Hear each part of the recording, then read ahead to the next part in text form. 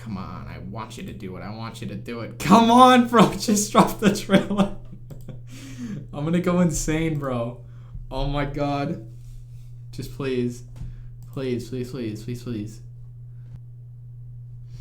Oh my god, please just drop it.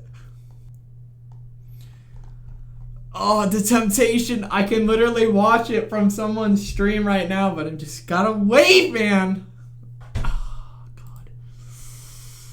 I just keep refreshing YouTube. Just refresh YouTube. Refresh, refresh, refresh. There it is. They dropped it. Let's go. Oh, yes, yes, yes, yes, yes, yes, yes, yes. Okay. They dropped it. Holy shit. There was so much footage in that. Ever since I got bit by that spider, I've only had 1 week where my life has felt normal. That was when you found out.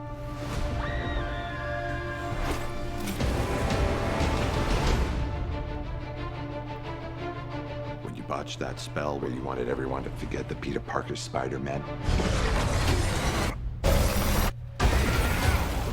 we started getting some visitors. Oh my god. Hello, Peter. You better run for your life, man! You're not Peter Parker.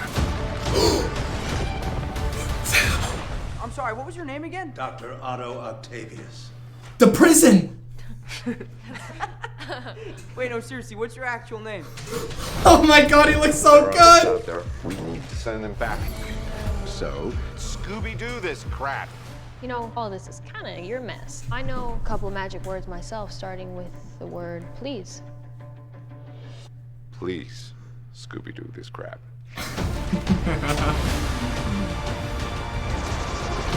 You're flying out into the darkness to fight ghosts. What do you mean? God, Alfred Molina looks so good. It's their fate. I'm sorry, kid. Yeah, me too. Don't. It's their fate to die versus the other Spider-Man. That's what he said. They're a danger to our universe. He did absorb the nanotech! Get this away from me. Dude, he got the comic design! You're struggling. Willem Dafoe, bro! Everything you want. Look at him! Tries to make you choose. This is all my fault. I can't save everyone. Oh my god!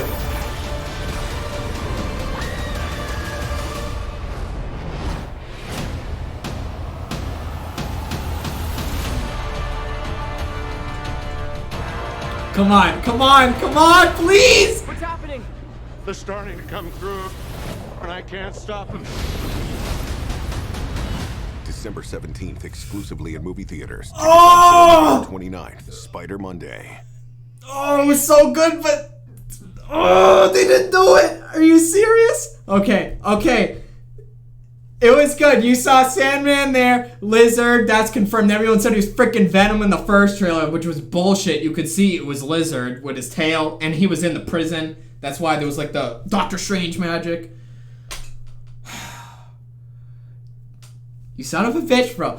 I like this trailer, but it could have been, it could have been so much more if you put the boys in. I know some people are saying that it's just better to wait until they're in the theaters to put them in there, but like, come on. Everyone and their grandma knows that they're in the movie. Just do it already. I know their marketing is sort of running for itself because nobody will shut up about the movie, but it would just take it a little bit further if you just confirm it. But, oh my god. Green Goblin looks so good, dude. I love hearing Willem Dafoe again. Alfred Molina. It's like the CGI and sort of de-aging him looked a bit awkward in the first trailer to me, but he looked really good there. Like, that's Doc Ock. But when he hit him, bro, he's like, wait, you're not Peter Parker. They're not the one he knows. In Doctor Strange, it's their fate to die. So I am guessing, I'm not saying I heard certain leaks, but I heard sort of like brushes that obviously would have to play on the idea that these villains were taken right before they were killed. They weren't killed by the other Spider-Man necessarily, but during the heat of the moment in their interactions, they were killed in the presence of the other Spider-Man. Willem Dafoe's Green Goblin, obviously Tobey backflipped that shit and went through him. Alfred Molina's Doc Ock, he redeemed himself to take down his precious tritium and shit and drown it in the Hudson. That's why there's so many bridge pics. It's because it's from the Hudson River. That's where it took place, because you could see it like on the sign on the highway. It says take a right to go to the Hudson. Easter egg reference, or just simply where he's spawning from. Electro over-energized himself, courtesy of Gwen Stacy. A little shot at the end when he was saving MJ, and he could actually get her versus Andrew, which, you know how that went, but, oh man. I'm so curious about Sandman, though, because I loved his character in Spider-Man 3. The whole idea where he wasn't really like a one-dimensional villain, and he was doing everything for his daughter. And one of my favorite lines of all time, that's like anything, is when he was like essentially saying, you know, I'm not asking for you to forgive me. I just want you to understand why he did it. And Uncle Ben's death was accidental and shit. So he was a much more tragic villain. So I'm like, him a villain, like a straight up villain here, I don't know. You could obviously see him there, and his design looks awesome. Obviously 2000 CG versus now is, there's no comparison, but they all look so good. But I'm like wondering how that's gonna play out with them specifically. Like I don't know. I just kind of get like the vibe or sort of hunch that he will be somewhat of an ally, not an anti-hero, but more of an ally, a like heavy ally. I don't know. That shot obviously suggests otherwise, but I just have the feeling. Again, Tobey and Andrew, they did not tease them. You just damn well know that they're in it. It's my emotions will have to be in check until the movie comes out, because if Tobey, I loved Andrew, but if Tobey was in here, I'd obviously shed a tear, because when I was growing up as a kid, Tobey Maguire was literally the first superhero I ever watched. He was my first. He was my first experience, my first exposure, and understanding how a superhero is supposed to act, how they're supposed to fall and rise again, how they struggle. It was just legit my first idol, so to speak, and pure nostalgia is what's driving like 99% of my feelings and hype for this movie, which is not a bad thing, but it's just, there's just two different leagues between Tom Holland, my feelings for Tom Holland and Andrew's, versus my feeling for Tobey's. Personally, this might be a hot take, but I think Andrew Garfield had the most potential because he was the biggest actual Spider-Man fan, and I felt like he could have done so much. A lot of people said he was too good looking to be Spider-Man, which was just utter nonsense. Stan Lee literally said he never wrote him as bad looking. He was just a bit nerdy. And other people say he's too tall when he's literally the exact type of Spider-Man, which is 5'10". And then, I don't know. I just blame it on the studio interference and the direction of the movie. Don't hate the actor. I just think Andrew Garfield had the most potential. I think he was the best like Spider-Man because his swinging, his quips and shit. The best Peter Parker, in my opinion, was easily Tobey Maguire. I know a lot of people were like, but he's too old and stuff. But the majority of Spider-Man comics, he's literally in college. He's a young adult struggling with pay me rent, you know, Mr. Dickovich and shit. But Tobey Maguire's, I just really appreciated how realistic it was and how struggling he was. And it's not just with rent, but with the double life with Mary Jane and just a stroke of bad luck all over the place. It's so refreshing than your sort of definitive or just hero that is almost flawless in a sense. So I like that he had that. And with Tom Holland, I'm like the least, which sucks to say.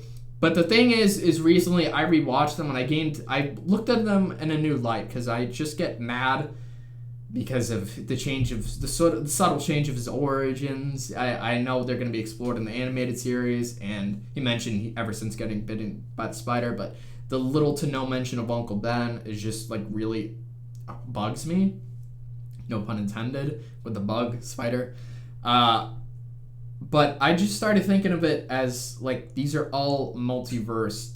All these three Spider-Man are in the vast multiverse. Just think of Tom Holland as a multiverse Spider-Man. Stop thinking of him as your definitive favorite comic aspect Spider-Man. It's personally like the best Spider-Man interpretation I've ever seen is Insomniac Spider-Man on the PlayStation. they just nailed the character in every single aspect. But with Tom Holland's, I don't know if I'm just late to the party with this one, but when they say they're looking for the next Iron Man and such, I'm not like looking at it as like, oh, he's Iron Man.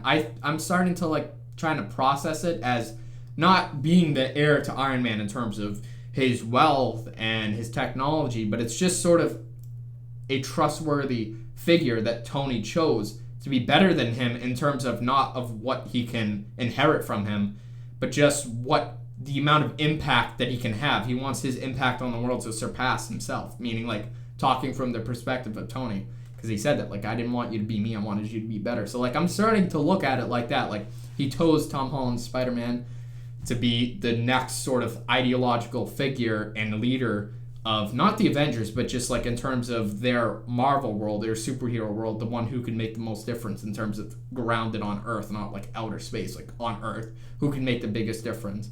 I don't know. That's just how I'm looking at it. What a trailer, dude. There's so many great things.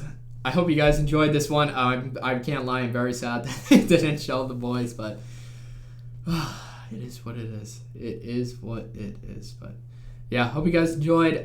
Tomorrow, I'm going to release my Shang-Chi reaction because I've been meaning to do that because I've been away for a while. Well, I've been busy, actually. So yeah, that's what I'm going to do. So what was that?